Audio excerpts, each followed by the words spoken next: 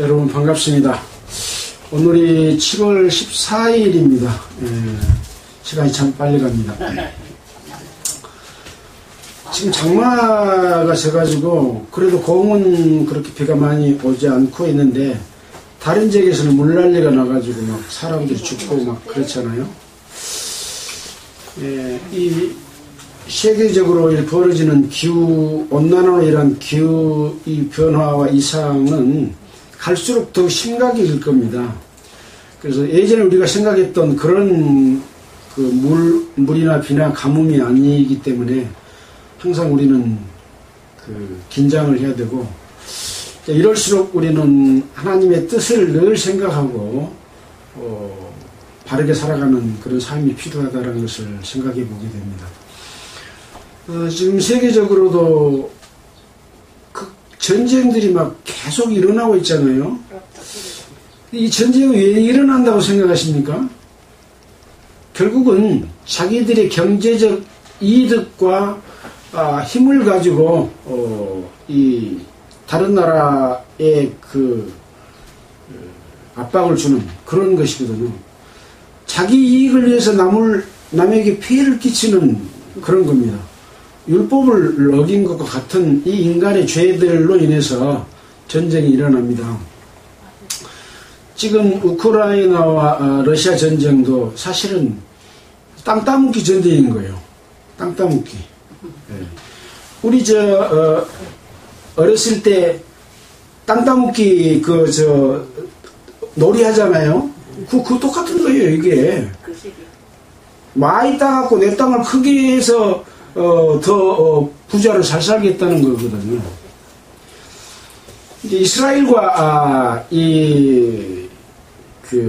하마스와의 전쟁, 아랍과의 전쟁은 땅 따먹기하고는 조금 다른 전쟁이죠. 여호와 하나님을 믿느냐 믿지 않느냐의 관계에서 있었던 하나님이 가나안 땅을 주셨던 역사로부터 이 전쟁이 시작된 것이거든요. 그러니까 하나님을 공경하느냐 공경하지 않느냐의 관계 속에서 이루어지는 전쟁인데, 결국 또 그들은 그 땅을 소유하고 차지함으로 말미암아 자기들의 평화와 안정과 번영을 추구하는 것이죠.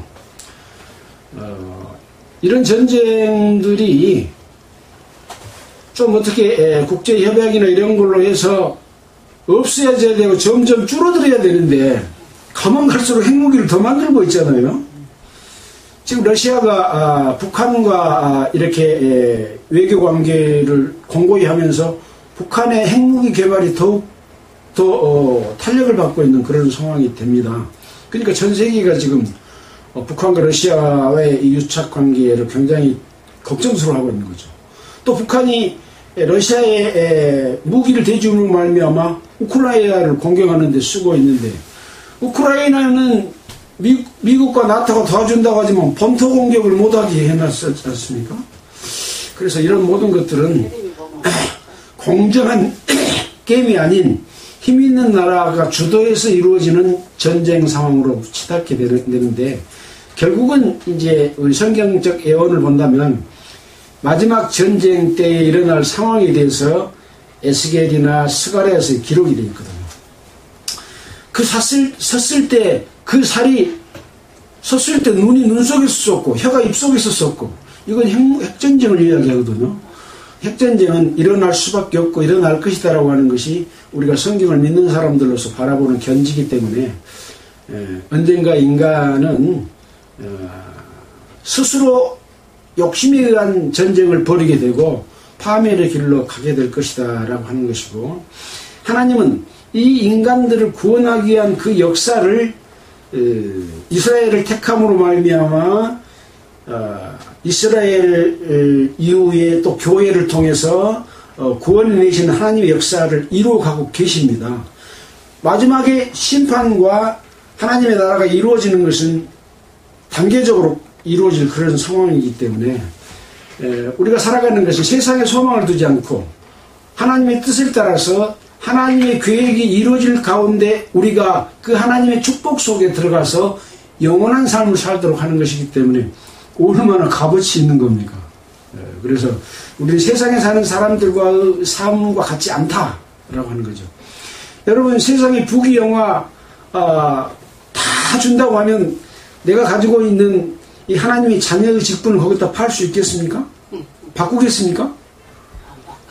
그건 죽을 때까지 쓸 수 있는 거지만 영원한 생명과 축복은 하나님께서 주시는 이 구원의 하나님의 자녀가 되는 그런 그 거룩한 것이고 영원한 것이기 때문에 또 그 가치를 잃어버려서는 안 되는 거죠. 그것이 우리가 지금 공부하고 배우고 살아가는 목적이다라고 할 수가 있는 거죠. 자, 오늘은 이제 열왕기하 8장을 할 차례입니다. 이 성경의 이 구약 성경의 역사 속 또 신약 성경의 역사 속에 얼마나 많은 내용이 들어있습니까? 근데 사람들은 늘 성경 속에서 뭔가 새로운 것 좀 깨닫기를 원해요. 성경에 새로운 것이 있나요? 새로운 거 없습니다. 하나님이 이스라엘 역사를 통해서 보여주는 내용과 하나님이 교회를 통해서 보여주는 내용은 똑같습니다. 그래서 하나님의 뜻과 진리를 알면 그것은 모든 사건 속에서 그걸 볼 수 있는 것이기 때문에 이 성경은 재미없고 이 성경은 재미있고 이 성경은 뭔가 배울 거 있고 그런 게 아니라 전체 속에가 다 그것이 들어있기 때문에 우리는 한 장 한 장도 쉽게 넘겨서는 안 된다, 그런 생각을 하고 있는 거죠. 저도 성경을 읽으면서 오늘은 뭔 사건이 있을까, 또 그 내용의 뜻은 뭘까를 늘 생각을 합니다. 그러면서 결론은 하나님 앞에서 하나님이 이루어가는 역사 속에서는 귀하지 않는 것이, 의미가 없는 것이 하나도 없다, 그렇게 생각한다면 늘 그 속에서 하나님의 뜻을 깨닫고 힘을 얻고 우리가 살아갈 용기와 희망, 또 영화로운 그 축복에 대한 그 소망을 갖게 되는 것이죠. 지난주에서는 엘리야가 전한 여호와의 말씀대로 내일 이맘때에 사마리아 성문에서 고운 가루 한 세겔과 한 스아와 또 보리 한 스아, 한 사는 한 마리라 했잖아요. 한 마리 한 40만 원 정도 갈 것이다, 그렇게 이야기했는데 왜 그런 예언을 했냐면 지금 현재 이스라엘은 아람의 국가의 포위를 받아가지고 사마리아 성에 갇혀있기 때문에 먹을 것이 없어가지고 금은보화를 다 주고라도 먹을 물건, 음식을 살 수가 없는 거죠. 그래서 낙타 머리 하나에 3,200만원, 또 합분태 4분의 1값에, 합분태는 콩알만한 그런 크기라고 했는데 이게 4분의 1이니까 얼마나 적겠습니까? 이거에 우리 돈으로 환산하면 한 200만원. 근데 한 말에 40만원이 될 것이다, 그렇게 말하니까 그 중에 이 이스라엘 왕의 그 군대를 맡았던 왕이 신뢰하는 한 장군이 하나님이 하늘의 문을 연다고 할 땐 어떤 그런 일이 있겠느냐라고 말하니까 엘리사가 그런 일이 있다, 그러나 너는 그것을 먹지 못할 것이다, 그렇게 예언을 했었잖아요. 근데 그것이 현실로 이루어졌죠. 어떻게 이루어졌습니까? 하나님께서 아람 군사들에게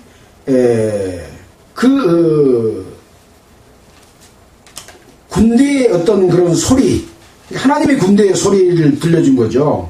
또 병거 소리, 말소리를 들려줌으로 말미암아 이스라엘이 이집트와 또 다른 나라와 힘을 합쳐서 우리를 공격에 들어온다 하고 에워싸던 군대들이 다 놔두고 전부 도망가 버린 거예요. 그래서 문득병자 4명입니까? 4명이 우리가 여기 사마리아 성문 앞에서 굶어 죽느니, 사마리아 성으로 들어가다 먹을 것이 없으고 죽으니 차라리 아람 쪽으로 가갖고 우리가 항복하고 거기서 먹을 것을 우리를 살려주면 먹고 살고 그러면 죽자, 그렇게 하고 가서 보니까 군대가 하나도 없이 아무도 없거든요. 그들이 버리고 간 금과 은과 의복을 취해서 숨겨놓고 또 이쪽에 가서 또 숨겨놓고 가만히 생각해 보니까 내가 지금 날이 밝으면 이스라엘에서 이 상황을 알게 되면 우리는 살아남지 못할 것 같다. 그래서 이걸 가서 고하자 해가지고 이제 가서 고했잖아요. 그러니까 왕이 뭐라고 하냐면 그것은 아람이 매복작전을 써가지고 우리가 나오면 숨었다가 우리를 다 죽이기 위한 작전이다 라고 이제 이렇게 왕은 잘못된 판단을 한 거죠. 근데 이제 엘리사가 전해준 이 말에 대해서 그 신복 중 하나가 가서 그러면은 정탐꾼을 보내가지고 사실을 한번 확인해 봅시다. 확인해 보니까 이문둥병 걸린 네 사람이 말한 것하고 똑같은 상황이어가지고 아까 엘리사가 예언했던 보리 한 수하에 두 수합니까? 두 수하에 40만 원 정도 되는 상황이 딱 이루어져 버린 거예요. 근데 아까 하늘의 창을 열지라도 그런 일이 있겠냐 했던 이 장관은 사람들이 몰려 나와서 그 음식을 먹으려고 서로 다투어 성문을 밀고 나오면서 이스라엘 왕이 이 장관 보고 성문을 지키라고 했는데 압사당해서 깔려갖고 죽어가지고 결국은 자기는 먹지도 못하고 죽는 그런 상황이 벌어졌다라고 하는 내용이 기록되어 있었죠. 무엇을 이야기합니까? 하나님이 선지자를 통해서 하신 말에 대해서 하나님을 믿고 그것에 따라서 움직이면 축복을 받고 살 수 있지만 그렇지 않게 되면은 결과적으로는 이 장관처럼 죽게 되는 결과를 초래하게 되고 이 왕도 하나님의 뜻을 분별하지 못하는 그런 상황이 되지 않습니까? 우리의 신앙생활 가운데서도 마찬가지입니다. 하나님이 우리에게 축복 주시는 축복은 눈에 안 보여요. 또 축복이 뭔지도 몰라. 우리가 세상 살아나가면서 얼마나 질병으로 고통받습니까? 또 가난으로 고통받습니까? 여러 가지 많은 상황들이 있지만 우리는 그 사람들에 비교해서 더 건강하고 음식을 먹을 수 있다는 것만 하더라도 엄청난 이것은 큰 축복이거든요. 그렇기 때문에 우리가 호흡하고 있는 거 이거 만약에 돈 주고 산소 사가지고 마신다고 하면 이 값을 얼마나 치러야 되겠습니까? 하나님이 주시는 이 모든 공기 속에 있는 이 산소와 음식물을 먹으면 말미암아 내 몸이 건강해서 그 영양을 섭취하고 힘을 내고 건강하게 살아가잖아요. 어떤 사람들은 자기 몸 관리를 잘 못해가지고 병이 들어서 고통을 당하기도 하지만요. 그러나 이 모든 하나님의 이 역사는 하나님의 진리에 따라서 자기가 행한 만큼 따라서 보응을 받는 삶을 살고 있는 것이거든요. 이것이 정해진 진리입니다. 법칙입니다. 이것을 어기면 벌을 얻는 거죠. 또 하나님의 은혜를 입지 못하는 거죠.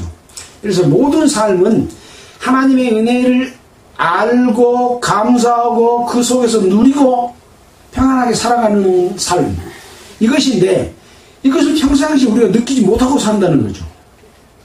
느끼면 항상 하나님께 감사하는 마음을 갖고 살게 되고 죄를 지켰습니까? 나쁜 일 하겠습니까? 그런 삶을 살 수 있다. 그래서 하나님께서는 이 성도들에게 너희는 세상의 빛과 소금이다 그랬습니다. 빛은 뭡니까? 어둠을 비춰주잖아요. 소금은 무엇입니까?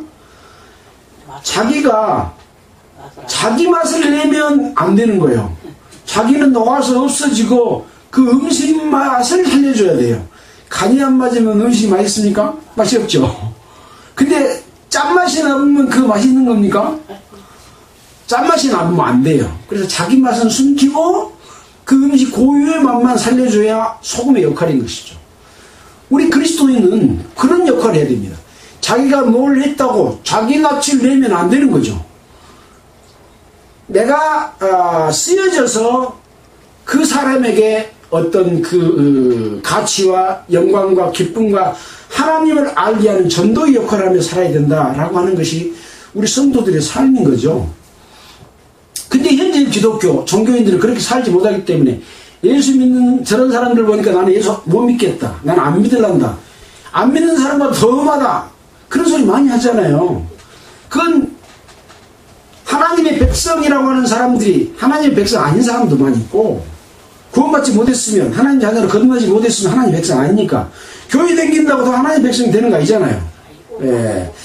내 삶이 잘못됐다고 하는 것, 하나님 앞에 죄인인 것을 알고 돌이켜 회개함으로 말미암아 예수 그리스도의 말하면 피로써 구원을 받고 죄가 없어지면 하나님이 우리 안에 들어오시고 성령이 우리 안에 계시기 때문에 우리가 하나님의 자녀다라고 할 수 있는 거죠. 그 자녀가 된 사람도 잘못 살아가지고 세상에 비난을 받는 일들이 종교 종파 중에 많이 일어나고 있잖아요. 그래서 하나님의 뜻대로 살지 못하기 때문에 그렇습니다. 그래서 우리는 늘 이 성경 속에서 한 사건 한 사건의 중요성을 생각하면서 하나님의 뜻을 알고 그 뜻에 어긋나지 않도록 살아가는 것을 배우는 것이다 라고 생각해 볼 수가 있습니다. 자, 오늘은 이제 8장을 할 차례입니다. 8장 읽어가면서 여러분과 함께 그 속에 담긴 하나님의 뜻을 공부해 보도록 하겠습니다.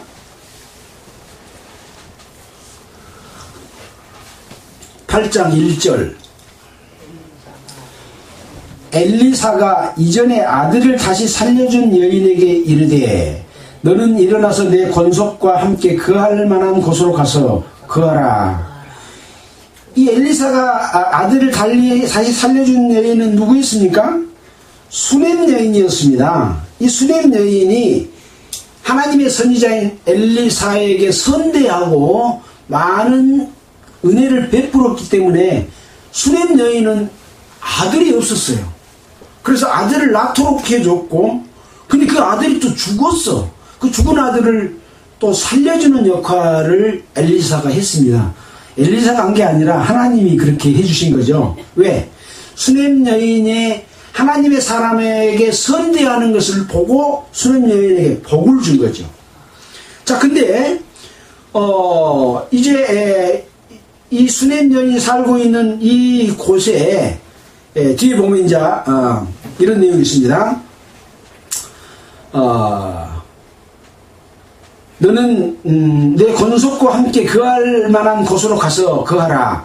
여호와께서 기근을 명하셨으니 그대로 이 땅에 7년 동안 임하리라. 7년 동안 기근이 있을 것이다. 그러니 너는 네가 거할 만한 곳으로 옮겨가서 7년 동안 거기서 살다 와라. 이것도 하나님의 선지자가 알려주면 축복 아닙니까? 그렇죠.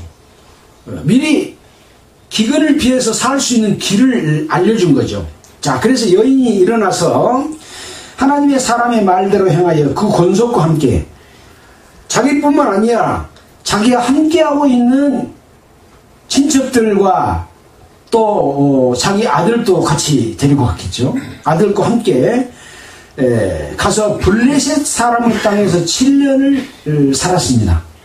7년이 지나서 이제 여인이 블레셋 사람의 땅에서 돌아와서 자기 집과 전토를 위하여 호소하려고 왕께 나아갔더라.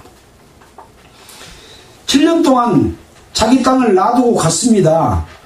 근데 이제 이 땅에는 가뭄이 들었지만 그래도 그곳에서 뭔가 소득을 얻고 조금치라도 농사를 지어서 먹고 살 수가 있었는가 봐요. 그러니까 이제 자기 땅 이스라엘에 돌아왔으니까 이 내 땅의 소출에 대해서 다른 사람이 행복을 얻는데, 아니면 국가에서 그걸 가져갔는데 그거 계산해서 돌려주십시오 하기 위해서 왕이 갔다, 그런 이야기입니다. 그러니까 이 수넴 여인은 하나님의 선지자인 엘리사를 통해서 기근을 피해서 갔지만 자기가 돌아와서는 자기의 권리를 주장하며 찾는 그런 마음도 가지고 있잖아요. 이게 나쁜 거 아니다라고 하는 것을 알 수가 있죠. 그래서 우리가 나라에 살면서 자기가 얻어야 될 권리에 대해서 주장하는 것은 나쁜 일이 아니라 좋은 일이고 정당한 일이다 라고 하는 것을 수넴 여인을 통해서 우리가 배울 수 있습니다. 우리가 예수 믿으니까 손해봐도 그냥 내떠물자가 아니죠. 네. 자기의 권리는 반드시 찾을 수 있는 그 법적인 태도 내에서, 권리 내에서 찾는 것이 정당하다라고 하는 것을 수네임 여인한테 우리는 배울 수가 있습니다. 때에 왕이 하나님의 사람의 사환 게하시와 서로 말씀하여 가로되 너는 엘리사에 행한 모든 큰 일을 내게 고하라 하니, 이제 아까 그 엘리사의 예언대로 보리 한 서아에 40만원 가는 고운 가루가 40만원 가는, 또 보리 2마리에 40만원 가는 이런 일이 벌어졌지 않습니까? 도대체 엘리사가 어떤 사람이냐 하고 엘리사의 사환인 게하시한테 물어보는 거예요. 이 게하시는 아람과 아람의 군대장관 나아만이 엘리사에게 와가지고 문둥병을 치료받고 돌아갈 때 쫓아가가지고 거기서 자기가 욕심을 내가지고 물건을 취하다가 어쨌습니까? 문둥병이 걸려버렸죠. 그 게하시입니다.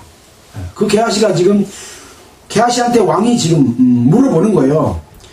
너는 엘리사에 행한 모든 큰 일을 내게 알려주라 하니, 게하시가 곧 엘리사가 죽은 자를 다시 살린 일을 왕에게 이야기할 때에 그 다시 살린 아이의 어미가 자기 집과 전토를 위하여 왕에게 호소하는지라, 그 말을 하고 있을 때 이 수넴 여인이 왕한테 와서 내가 7년 동안 나가 있었는데 거기에 관한 소위를 나한테 돌려주라 하고 지금 왕한테 와 있는데, 바로 이 여자가 그 여자다.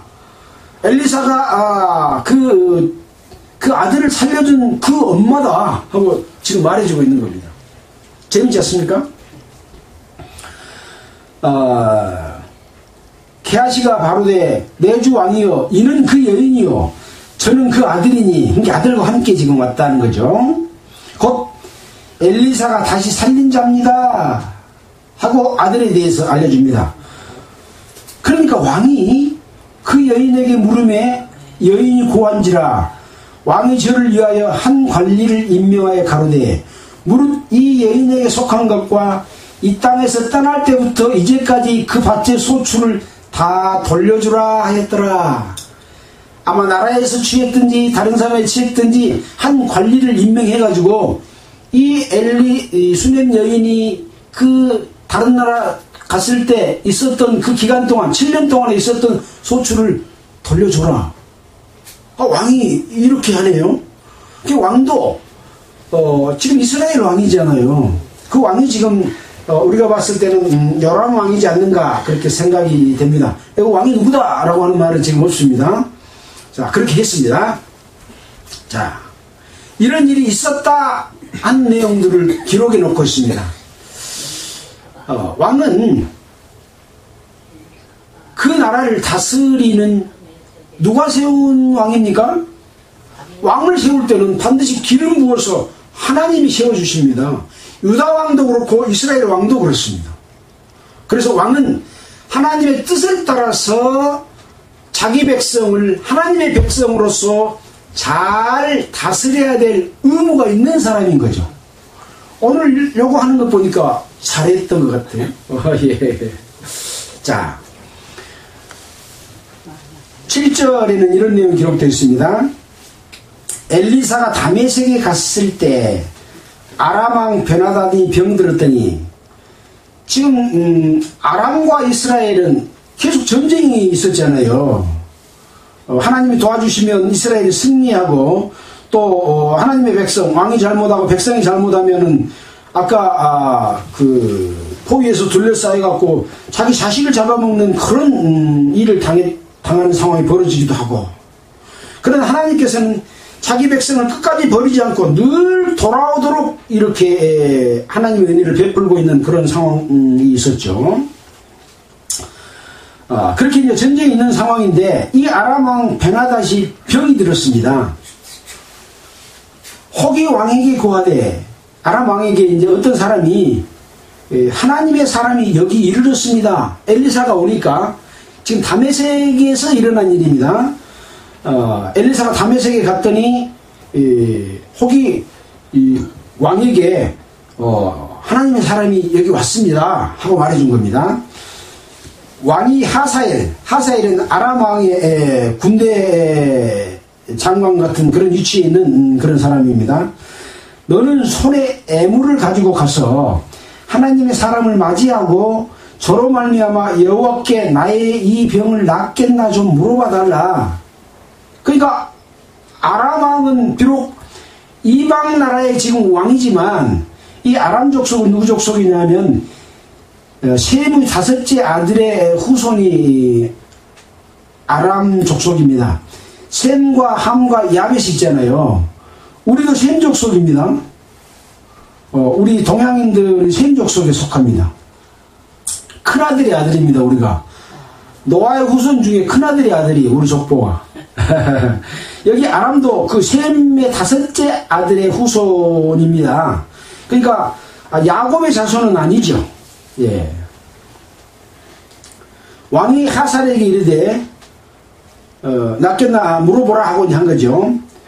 그러니까 이 아람 왕도 엘리사의 하나님의 사람인 것을 알고 또 하나님의 능력을 알고 좀 물어봐 달라 그런 거죠.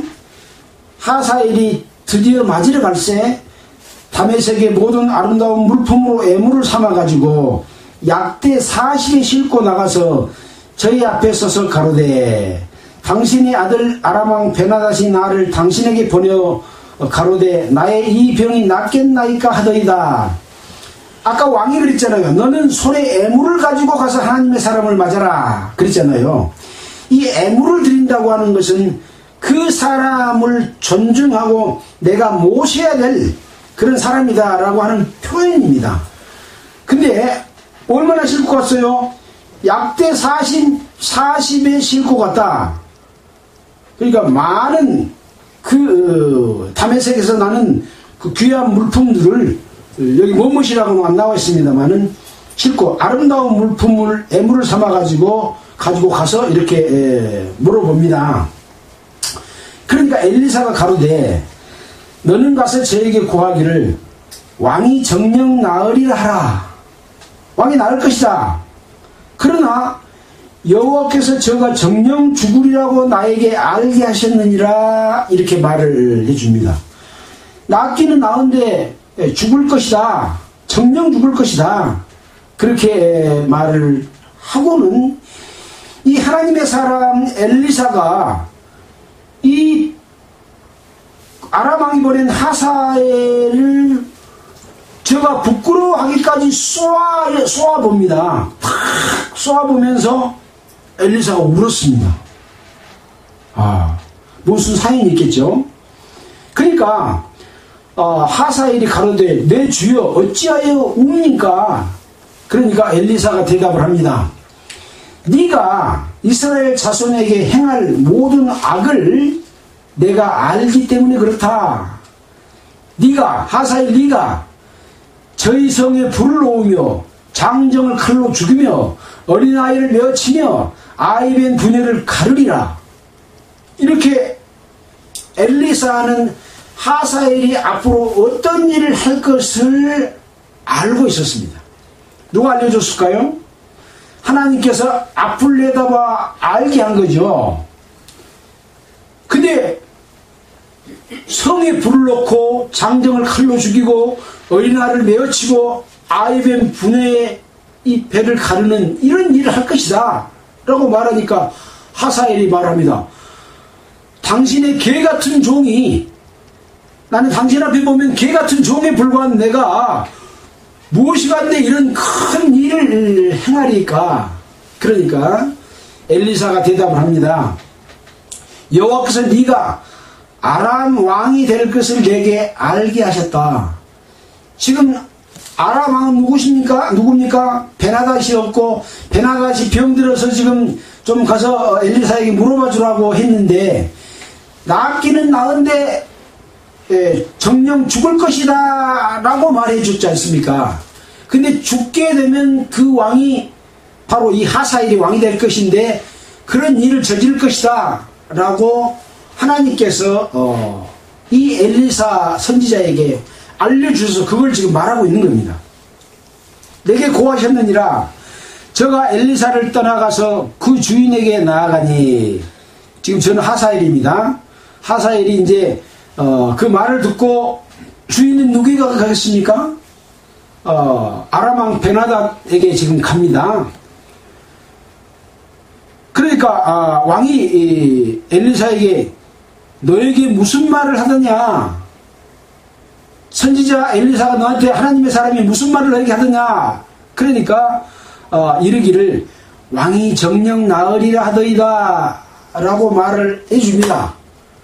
근데 그 다음날 하사엘이 이불을 물에 적시어 왕의 얼굴에 덮음에 왕이 죽은지라 저가 대신하여 왕이 되니라. 이 신하였던 이 하사엘이 이불을 물에 적셔갖고 지금 베나닷은, 아람 왕 베나닷은 병이 들어갖고 지금 꼼짝 못하고 누워있잖아요. 이불을 물에 적셔갖고 거기 덮으면 살겠어 죽겠어요. 숨을 못 쉬갖고 죽게 만들어버린 거예요. 그래 놓고 어째요? 왕이 죽은지라 저가 대신하여 왕이 되니라. 이 하사엘은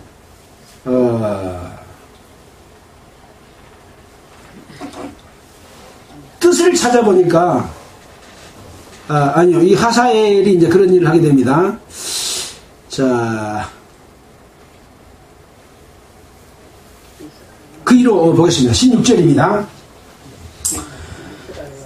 이스라엘 왕 아합의 아들 요람 제5년에 유다왕 여호사밧이 오히려 위에 있을 때에 그 아들 요람이 왕이 되니라. 이 아합의 아들이 여호사밧이고 또 그 아들이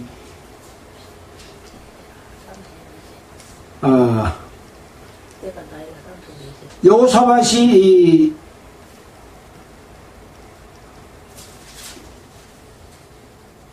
있을 때에, 그러니까 그 아들 여호람이 왕이 됐다. 유다왕 여호사밧이 오히려 위에 있을 때 그 아들 여호람이 왕이 됐다라고 말하고 있습니다. 이 여호사밧은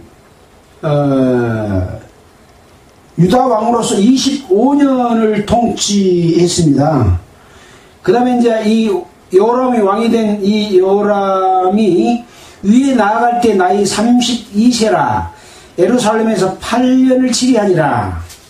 저가 이스라엘 왕들의 길로 행하여 아합 집과 같이 하였으니, 이 여호람은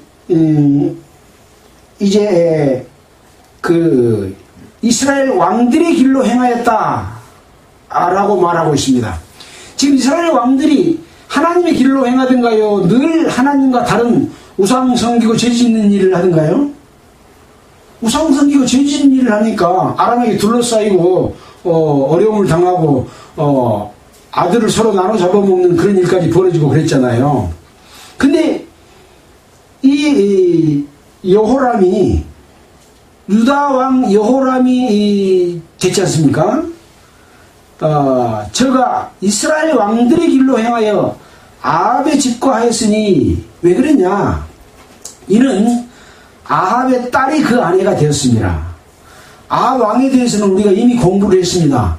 아합 왕은 어떤 왕이었습니까? 아합 왕의 그 잘못에 대해서 우리는 아주 악한 왕으로 하나님의 뜻과 다르게 살아가는 그런 사람이다 라고 하는 것을 우리는 이미 공부를 했습니다. 이 아합 왕에 대해서는 열왕기상 16장 30절에 기록이 되어 있잖아요. 16장 30절. 열왕기상입니다. 오므리의 아들 아합이 그 전에 모든 사람보다 여호와 보시기에 악을 더욱 행하여 느바드 아들 여로보암의 죄를 따라 행하는 것을 오히려 가볍게 여기며 시돈 사람 왕 엣바알의 딸 이세벨로 아내를 삼고 가서 바알을 섬겨 숭배하고 사마리아에 건축한 바알의 사당 속에 바알을 위하여 단을 쌓으며 아세라 목상을 또 만들었으니 저는 그 전에 모든 이스라엘 왕과 심히 이스라엘 하나님의 여호와의 노를 격발하였더라. 이런 아합 왕입니다. 그러니까 아합 왕의 부인은 누구라고요? 이세벨이요. 이세벨은 바알을 섬기는, 아주 극진히 섬기면서 하나님의 선지자들을 다 몰살시켜버리는 그런 악한 일을 했던 이세벨입니다. 근데 오늘 왕이 되었다고 하는 다시 열왕기하로 돌아가겠습니다. 여호람이 아합의 딸이 그 아내가 되었기 때문에 이스라엘 왕들의 길로 행했고 아합의 집과 같이 했다. 그러니까 아합이 저지른 죄를 이 여호람도 저지르게 되는 그러한 하나님의 뜻과 다른 유다 왕이면서 그런 일을 했다라고 하는 것이 기록이 되어 있습니다. 이렇게 되면 오래 통치하겠습니까? 오래 통치 못하죠. 그래서 아까 말한 대로 여호람은 8년을 통치를 했습니다. 제가 여호와 보시기에 악을 행하였으나 여호와께서 그 종 다윗을 위하여 유다 멸하시기를 즐기하지 아니하셨으니 이는 저와 그 자손에게 항상 등불을 주겠다고 허락하셨음이었더라. 이렇게 여호람이 아합의 집과 같은 죄를 저질렀지만 진멸해본다거나 없애버리지 않고 그 유다를 다윗을 위하여 유다 멸하기를 즐겨하지 아니했다 하고 있습니다. 하나님의 이 마음입니다. 우리는 이 하나님의 마음이 어떤 마음입니까? 하나님은 이 다윗을 통해서 언약을 했습니다. 네 자손에게서 아들이 나오고 그 아들로 인해서 성전도 짓고 축복을 해줄 텐데 사울에게 그 위를 빼앗은 것 같이 그 영광을 빼앗은 것 같이 다윗에게 그 아들에게 주어진 그 위는 빼앗지 않고 영원히 여호와의 등불이 되도록 보호해주겠다. 그렇게 다윗 언약을 했습니다. 그 마음을 가지고 있었기 때문에 여호람이 아합의 그런 집과 같은 그런 죄를 지었어도 이 유다 나라를 다윗의 후손을 멸하기를 즐겨하지 않았다. 그렇게 기록하고 있습니다. 왜 그랬냐? 이는 저와 그 자손에게 항상 등불을 주겠다고 허락하셨습니다. 사무엘상 사무엘하 7장 15절 한번 볼까요? 사무엘하 7장 15절.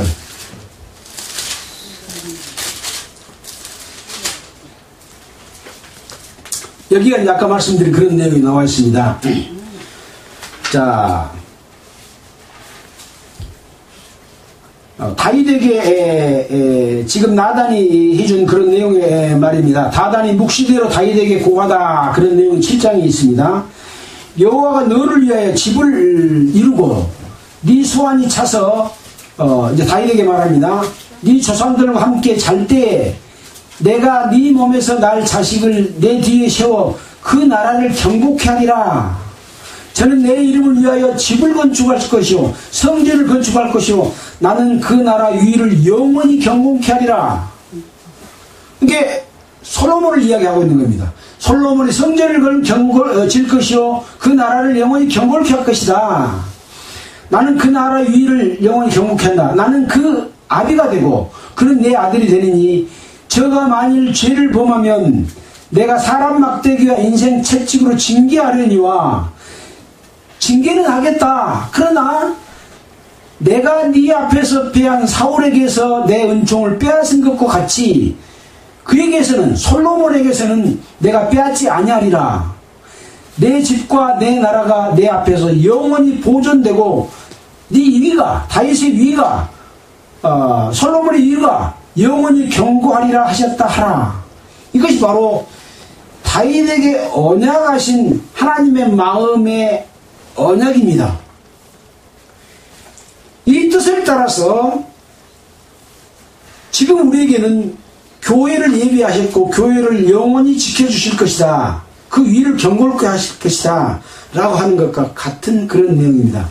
그래서 이 다윗에게 이 언약한 이 위가 어떻게 이루어지냐면 마태복음 1장에 아브라함과 다윗의 자손 예수 그리스도의 세계라로 이어져서 누가 누구를 낳고 해가지고 예수 그리스도가 우리의 구주가 되시고 예수 그리스도를 머리로 한 몸된 교회가 이루어지는 것이 하나님이 약속하신 다윗에게 약속하신 이 일을 영원히 경고케 하는 것입니다. 그러니 이 왕이 유다 왕이 아합의 죄 같은 죄를 지어도 그 등불을 계속 지켜줄 것이라고 말을 했기 때문에 허락하셨기 때문에 유다 멸망시키기를 즐겨하지 않았다라고 말하고 있는 겁니다. 예수 그리스도로 말미암아 이 일을 이어받은 다윗의 자손의 혈통을 이어받은 구원받은 사람은 다윗의 혈통을 이어받은 겁니다. 아브라함의 믿음을 우리가 받아서 아브라함이 우리 조상이 되고 또 다윗이 우리 조상이 돼서 그 영광과 유의를 이어가는 우리인데 구원받은 이후에 이 여호람 왕과 같이 그 아합이 지었던 죄를 그대로 짓는 다른 신을 섬기는 일을 하게 된다 이거죠. 그래도 멸망 안 시키고 돌이키면 용서해 주겠다고 하는 겁니다. 구원받고 우상 하나도 안 섬긴 사람이 있겠습니까? 우상이 뭔지도 모르니까 섬긴다니까요. 목사들이 율법 각종 규례를 만들어 놓고 그거 지키라고 하는데 하나님이 보실 때 그거 우상이에요. 왜? 하나님을 믿지 않고 그걸 믿으면 그걸 우상이거든요. 제도를 믿고 사람을 믿고 또 좋은 예배당을 믿고 이것이 우상인데 그런 사람이 많아요, 많지 않아요? 많아요. 여러 종파들이 있습니다. 그런데 그들이 돌이키면 용서해줘야 아니죠. 용서해줍니다.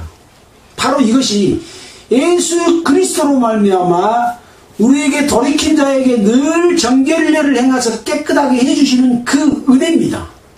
이 은혜는 제사법으로 말미암아 우리에게 온 것입니다.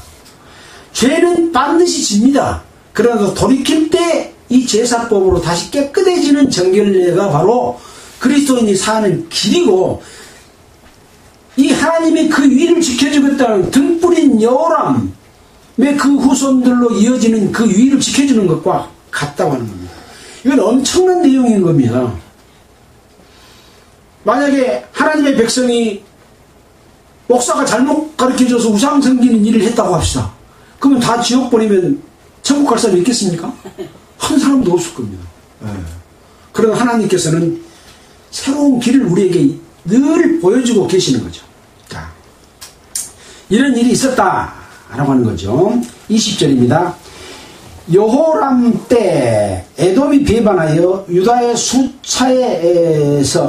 수하에서 벗어나 자기 위에 왕을 세운 거로 여호람이 모든 병거를 거느리고 사일로 갔더니 여호람 때 이제 또 에돔이 배반해가지고 에돔은 지금 솔로몬 때 다 이스라엘에게 복속된 그런 나라였는데 연대를 더해 오면서 이제 배반해서 자기 위에 왕을 세운 거로 이제 그리고 여호람 유다 나라에 복속하지 않으니까 여호람이 병거를 거느리고 사일로 갔습니다.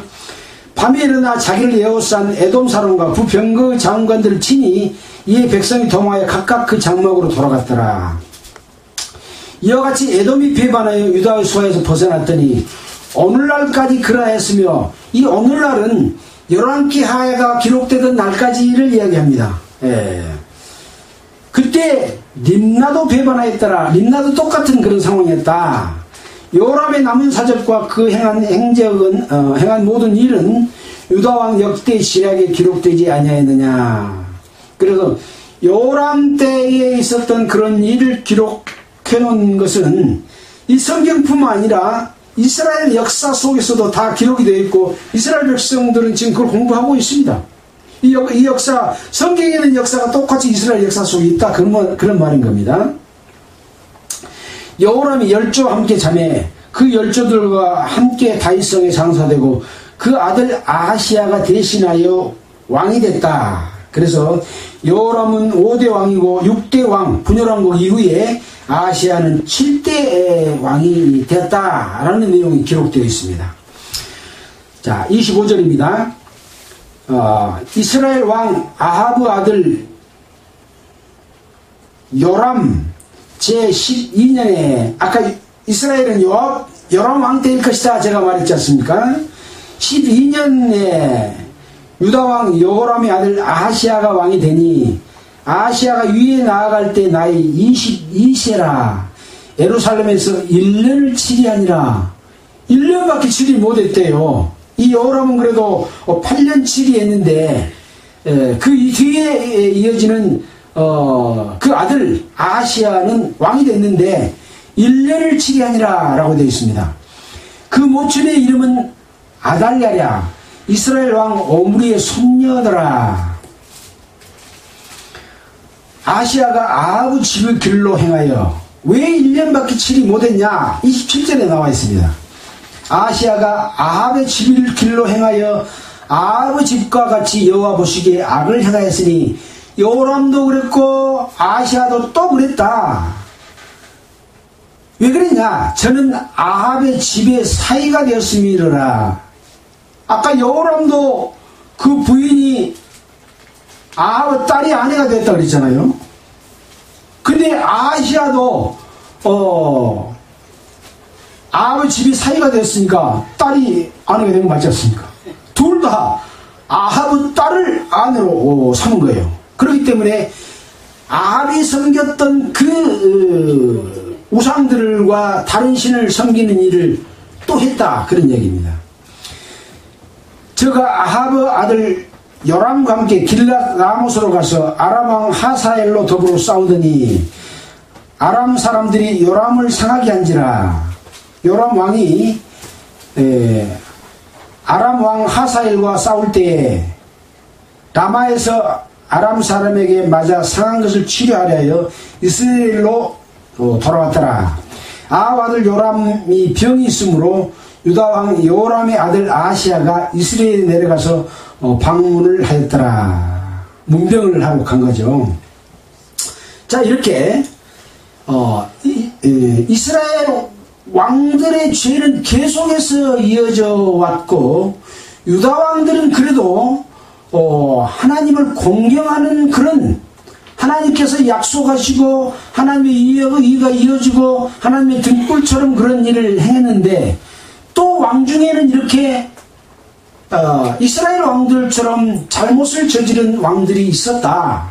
바로 여호람 왕과 또 여러 왕이 죽은 뒤에 아하시야 왕도 그런 일이 있었다라고 하는 것들을 보여주게 되고 또 그런 이 아하시야 왕은 1년밖에 치리하지 못했다라는 내용이 지금 기록되어 있습니다. 거기서 이제 아람 왕 하사엘로 더불어 싸우더니 이제 요람 왕이 라마에서 아람 사람에게 맞아 상했다. 그래 이스라엘로 왔는데 이제 유다 왕이 문병을 갔다. 그렇게 지금 8장에서는 끝이 나고 있습니다. 자, 9장에서는 이제 에우라고 하는 사람이 이스라엘 왕이 됩니다.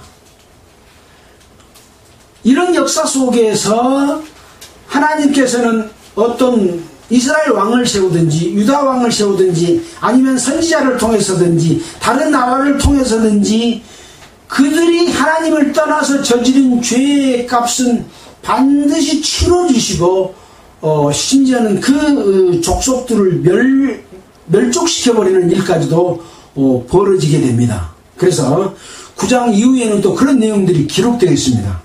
어떤 일이 있는가 여러분들 미리 성경 또 한번 살펴보시고 여러분과 함께 또 이 역사를 공부하면서 하나님의 백성으로서 어떻게 살아야 될지를 하나님의 뜻이 무엇인지를 알고 그 뜻에 아주 적은 것이라도 위반하지 않고 순종하며 살아가는 여러분 모두가 되기를 바라면서 오늘의 8장의 말씀을 마치도록 하겠습니다. 기도하겠습니다. 하나님 아버지 감사합니다. 이스라엘의 역사를 통해서 보여주시는 하나님의 뜻을 깨닫도록 해주심에 참으로 감사를 드립니다. 이 말을 듣고 깨달아 알아서 이 말씀을 대로 하나님의 뜻을 지키며 사는 우리들 되도록 지켜주시옵소서. 한치도 벗어나지 않도록 도와주시옵소서. 아직 예수 그리스도 피로 말미암아 구원받지 못한 사람이 있다면 구원받아서 하나님의 백성이 되도록 그 죄를 용서해 주시기를 원합니다. 이 모든 말씀을 우리를 권해주신 예수 그리스도의 이름으로 기도드렸습니다. 찬송가는 319장 하겠습니다. 319장입니다.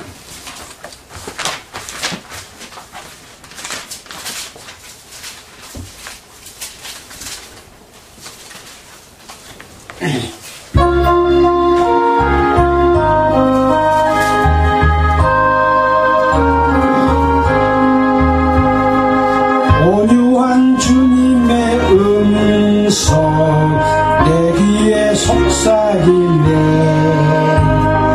내 마음 문을 두드리니 왜 주님을 피하느냐.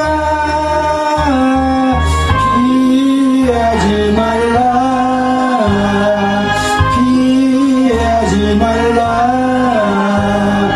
우리가 곁길로 피해도 맘속에 오시리. 심판날 당할 때 주님을 너 맞을 준비해. 맘속에 주님을 영접하라. 주 영접하라. 사랑의 주 예수 친히 이 땅에 내려사 문 밖에 서서 기다리니 참 놀라운 사랑이라. 피하지 말라.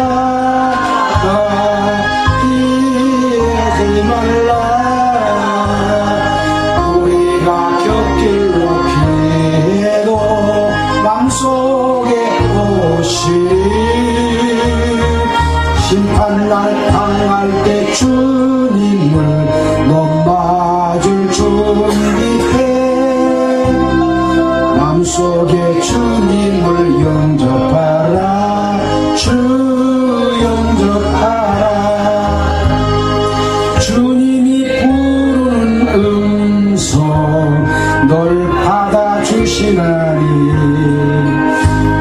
죄버린 내게 임하시사 끝까지 널 보시네. 피하지 말라. 피하지 말라. 우리가 곁길로 피해도 맘속에 오시리. 심판날 당할 때 주님을 너 맞을 준비해. 맘속에 주님을 영접하라. 주 영접하라. 주님의 은혜를 받고 예수님 영접하라. 마음문 활짝 열어놓고 너 주님을 영접하라. 피하지 말라. 피하지 말라. 우리가 곁길로 피해도 맘속에 오시리. 심판날 당할 때 주님을 너 맞을 준비해. 맘속에 주님을 영접하라. 주 영접하라.